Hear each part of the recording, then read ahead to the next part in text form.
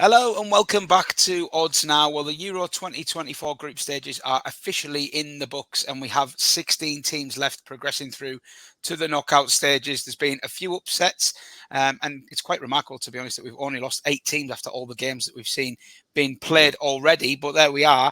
It's going to be a thrilling conclusion to this tournament. A bit of a lopsided draw, it must be said, as I'm sure all viewers are well aware, but we won't dwell on that too much in this video. What we're going to do instead is break down the games day by day. So we have 4 days of 2 games coming up across Saturday, Sunday, Monday and Tuesday.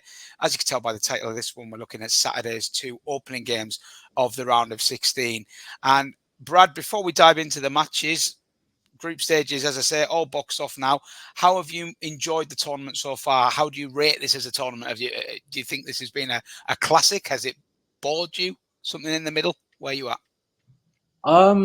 We've had good moments. I think it started off very, very well, but I think a lot of the talk has been around the tournament's format and how it almost encouraged the dead rubber games at the end, where we were very, very tight. I think they weren't the most entertaining matches. I don't think the third round of group stage fixtures, just because teams were playing for draws because they knew if they already had a win in their bag, they were probably guaranteed to go through. So I think that's something to look at for the next year's, for next Euros anyway, in 4 years' time, in terms of that format. But yeah, we've had some great moments. Slovakia beating Belgium, and of course on Wednesday last night, Georgia beating Portugal to secure a place in the last 16 was a phenomenal moment. From a prediction standpoint, it's been tough though, hasn't it? I think there's been a few very, very difficult matches to call. I think we just looking at the Golden Boot market, the 4 big runners, Lukaku, Kane, Ronaldo and Mbappe, I think they got 2 goals between them as we're in the knockout stages. So yeah, it's been difficult to call some of the bets, but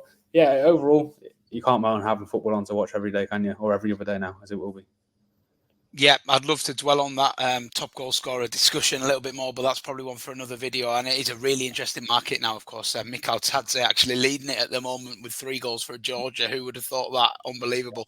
But we're going to focus on Saturday's games in this video. So got 2 really intriguing games to take a look at. The first game of the last 16 is where we'll start, 5 p.m. on Saturday UK time, and it sees Switzerland taking on Italy. Now, neither of these teams managed to top their respective groups, but both had their moments, I would say. Switzerland, in particular, impressed in Group A. They came into it under a bit of a cloud, having had a really tough qualification campaign, but as soon as they got onto the pitch, that first half against Hungary really set the tone, didn't it? I mean, Hungary were at 6s and 7s early on. The Swiss took full advantage. And although Hungary came back at them, they were never really under that much pressure in that game. And starting with a win in this tournament, as we now well know, pretty much guarantees your progression. And from there, they were able to take the shackles off and play some really attractive football. And obviously their result against Germany, only a last-minute goal for Germany from Niklas Füllkrug denied Switzerland top spot. But that may end up being a blessing in disguise because they've ended up on this really attractive side of the draw, whereas Germany are in with all the big boys.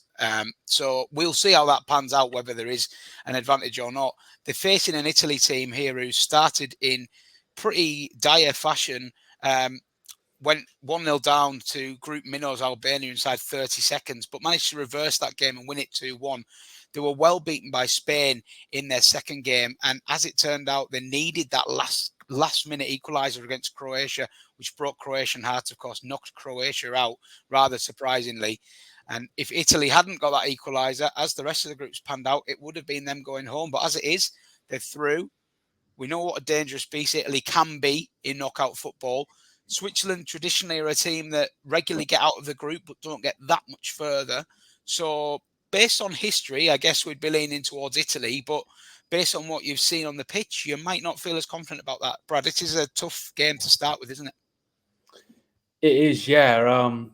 One thing that I'm expecting from this game is it to be quite a difficult, not a difficult watch, but a low-scoring affair, let's say. I think it's an intriguing game for all the reasons you just listed, but I don't think as it actually pans out, it will be the most entertaining watch. I don't think either side are exactly renowned for their goal-scoring exploits. In fact, doing the research before we previewed the game, I saw that only 2 of their combined 6 group games saw more than 2 goals scored in total. So I do think it'll be very, very tight. As you said, Italy left it very late, 98th minute equaliser from Lazio winger Mattia Zaccagni, I think is how you pronounce it, against Croatia, which saw them progress. You mentioned now how crucial that was.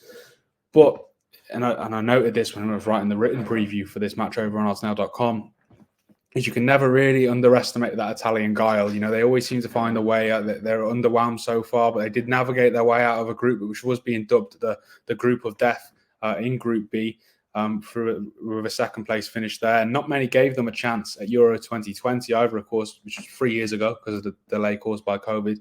But not many were giving them a chance at lifting it there, and they came out on top with the win at Wembley, albeit by penalty shootout. So they do have that experience in abundance, that big tournament experience, and I don't think you can ever write them off. Like you said, Switzerland, they've made habit of progressing in major tournaments, but don't tend to go too much further than the first knockout round. And I'm not going to give away my best bet yet, but that's sort of the direction I'm going to be heading in with this one. Yeah, I'm not so sure about this one. It's probably the most difficult one to call a winner from, I would say, out of the 8, because there's a lot going for Switzerland in the way that they're playing, the confidence they're playing with. But I worry about Yakin in a knockout game. The manager, I think, getting that first win, it really eased the pressure off him and his players. But now we are in jeopardy football again, and the pressure will be on. And I just wonder in the dying moments whether he's going to be able to make those big decisions, those crucial decisions. But I with this Switzerland team, I worry about the lack of attacking, a lack of natural goal scorers. But I don't think that's necessarily a problem against this Italy side, who are probably going to be quite unadventurous themselves. I totally agree with you. I see a low-scoring contest, and the market seems to agree. I just wonder with Italy whether, the lack of goals and the fact that it's not flowing at the moment, they might naturally go into their shells a little bit and play with what they know they're good at, that defensive, rugged shape and structure. I worry a little bit about their right side. I think Di Lorenzo's looked a bit vulnerable there, and Switzerland have a lot of exciting pace there with Ndoye. I think that's one area they could maybe get some joy. Italy, we all know that they're a little bit light in forward areas in terms of genuine stars, but they do still have some capable players. The goals they have scored in this tournament have been all nice technical finishes from Barea, and the last-minute equaliser against Croatia as well was a fantastic strike. So they do have that ability in there, but I just find myself coming back to a low-scoring affair, really tense, gritty, nervous. And, if you're Italy, going into penalties in this knockout phase, you've got to have such faith in Donnarumma as a goalkeeper. Of course, shone in the penalty shootout against England to win Euro 2020. He's probably been the standout goalkeeper of the group phase for me so far. He's such a big, imposing figure in that goal. And, if you're in an extra time, why do you need to push for a win when you've got him in goal? Really, you're probably going to win more shootouts than you lose. So, yeah, not sure there's much need for Italy to really go for it. I think they can just sit tight. So, yeah, that's where I'm leaning. I mean, I'll go first with my best bet for this game. I'm going to be back in the draw at 2-1. I think it's hard for me to call a winner here. And as I say, I just see it being tight and tense and not a great watch, but very intriguing tactically maybe. And yeah, I'll sit on the fence. I'll sit on the fence to start off. Brad, what way are you going? Yeah, I'm going to be going with Italy to win at 8-5. Comes in at William Hill. I just think, for all the reasons I mentioned there, the experience that they've got at previous tournaments, they are the current holders. And like I said, that Italian guile, I just don't think you can underestimate it. Sorry. So I will be going for them to come out on top. But I agree with you. It's a very tough one to call this. Like you said, perhaps the toughest of the lot of these first round of knockout games. It's it could be an intriguing tie from the offset. But yeah, I don't envision it being a thriller, let's say. Okay, yeah, well, I've got to be honest, I wouldn't argue too strongly with any of the three outcomes there. I think it's a tricky game to call, and maybe the unders goal line would be the safest play, but unsurprisingly, that is looking like a very popular selection. So we'll move on to the other game from Saturday now. Tournament host Germany back in action. They're on that tough side of the draw alongside the likes of Spain and Portugal. And it doesn't look the place to be for anyone, really. It's amazing to think only one of Spain, Portugal, Germany, France, Belgium can make the final. But there we are. That's the way it goes in tournament football, I suppose. And maybe Germany regret scoring that last-minute equaliser. Who knows? But they take on a Denmark team here in the last 16 who are yet to win a game, but they're also yet to lose a game. 3 draws for the Danes in the group stages, all achieved in quite different circumstances. They had to show, well, they would be disappointed with the way that they went behind to Slovenia, conceded late against Slovenia, but then they showed spirit to fight back against England, and then a tense and trappy affair against Serbia where a loss would have knocked either side out, but the draw favoured the Danes, and that's what it ended up being, a draw. We talk about those last set of group games being draws and not being entertaining affairs, but Denmark got the job done there against the dangerous Serbia side. So it's a little bit of a free hit for Denmark, I suppose. They're pretty unfancied coming into this game. But I'm just not sure whether they can contain this Germany side. There's so much attacking quality in midfield and forward areas here. Add in the home support. It's a tough task for Denmark, this, isn't it?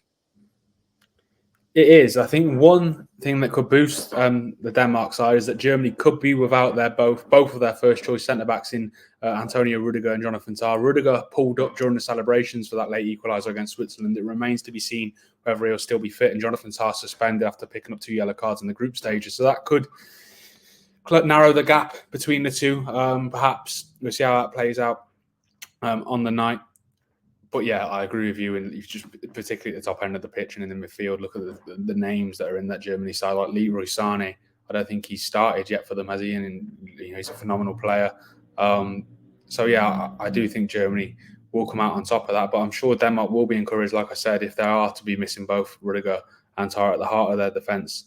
Germany, I'm sure Rasmus Højlund as well, who shone in qualifying with 7 goals. He's yet to find the back of the net in Germany this summer. I'm sure he'll be eager to get his first goal of the tournament against what could be a backup centre-back partnership in Schlotterbeck and Anton. So I'm sure that he'll be buoyed by that, but I agree with you. I think anything other than the Germany win here is almost you're hoping rather than expecting, let's say. Yeah, I do. I tend to agree with a lot of what you're saying there. Tah would be a big miss because obviously he kind of he dictates the play out from the back, doesn't he? He's the playmaker in this Nagelsmann system, and it'd be a big miss with his pace. But like you say, you still have to exploit those absences if they are there. And the Danes haven't exactly been firing in front of goal. The first half of that game against Slovenia, they were creating loads of chances, went 1-0 up, should have been 2 or 3-0 up. And I thought, wow, this is really impressive. But since then, they've kind of reverted to type. The only goal they've scored after that was a 30-yarder against England. And what a strike it was. But, you're not going to get many of them. So I would worry about their chance creation a little bit. I always get the feeling with this Denmark side as well that they are aging. And there is a bit of a lack of energy there. And you wouldn't want a lack of energy against this German midfield, would you? Especially against the likes of Wirtz and Musiala, who are moving into the pocket so quickly and so agile. You worry a little bit for the likes of Delaney and Eriksson and, just getting caught on the turn and having to do a lot of tracking back and a lot of hard running. I wouldn't be surprised if Denmark sort of make a game of it for a long period, but I think they will tire against this German attack. And you mentioned Sané.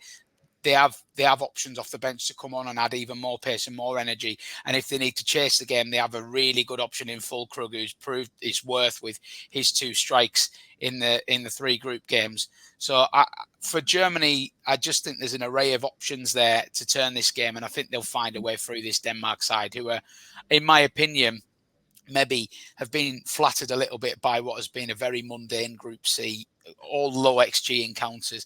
Yes, England fans will probably remember them knocking the ball around against England, but that was a flat performance from England, it must be said, and they still didn't really manage to create many chances. So I can only see a Germany win here, and going first again with the best bet. Look, there was a number of markets I could have got on side with Germany here, but I'm actually just going to pull all of our best bets up on the screen here, Brad, so you could talk through yours as well. I went with Germany on the -1 handicap here at 9-5. I think that's generous. Like I say, I see Denmark tiring late in this game, and I think the most likely outcome is probably a 2 or 3-0 win for the hosts for me. And you've got a couple of fancies there, half-time, full-time Germany to make it a convincing victory. And you've got the win with both teams to score. So you maybe guessing you're maybe trying to exploit that angle of the potentially Rudiger and Tah being out there? Yeah, exactly. If I had to pick between the two, it would be the top one, the halftime, full-time, Germany, just because for all the reasons we've mentioned, the quality, the youth, the energy in that midfield. They've got a bit of everything, really, haven't they? You've got a Robert Andrich who's going to break up the play. You've got Kroos who's going to dictate the play. Gundogan, Wirtz, Musiala, the threat that they pose going forward and all their energy, it's phenomenal, really. Like we said, someone like Leroy Sané has hardly had a look in so far, which speaks volumes. Just when you talk through that midfield there, though, there's not many teams that have that balance, is there? Like, that really do have a little bit of everything in there, and you need that. I mean, we talked about England at length, as everybody has, it seems, and you try to put your finger on what the problem is, but I think it is just the balance of the side. And yes, this Germany team might not be filled with superstars that England and France have, but they just have a balance. And I think we've seen a similar balance with Spain. But the difference for me between Spain and Germany so far in this tournament has been Spain have impressed, but have they, like, I worry about the youthfulness and the lack of experience of big games among some of their star players. This Germany team, and you reel them names off there, Gundogan, Musiala, Wirtz, Andrich, Kroos, loads of big game experience in there, loads of titles won, loads of trophies. Like, that's going to make them really hard beating the knockouts for me. That's exactly what I was going to say. Yeah, it's not just stylistically they're well balanced, but like you said, you've got the right mix there between youth and experience. The upcoming talents and the likes of Wirtz and Musiala combined with the Kroos and the Gundogan who have seen it all. Mentioning that you can see there Germany to win, both teams to score at 3-1. I did think that was worth looking at. Like I said, if I had to pick one of these two bets, I'd go for the Germany one at 8-5.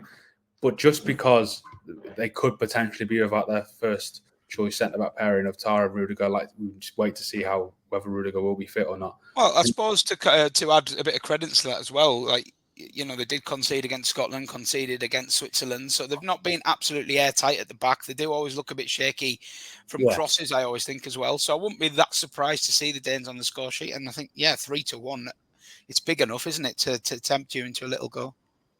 Exactly, yeah. And I think they're hungry, perhaps, or maybe unlucky not to get a goal or two in that first half too. Definitely, yeah. So there have been signs there that they're not invincible at the back, and that was with their first choice centre-back pairing available. So I think it's worth looking at that 3-1, but gun to my head, if I'm picking between the two, I'm certainly going for that half-time, full-time with Germany coming out on top of them both at 8-5.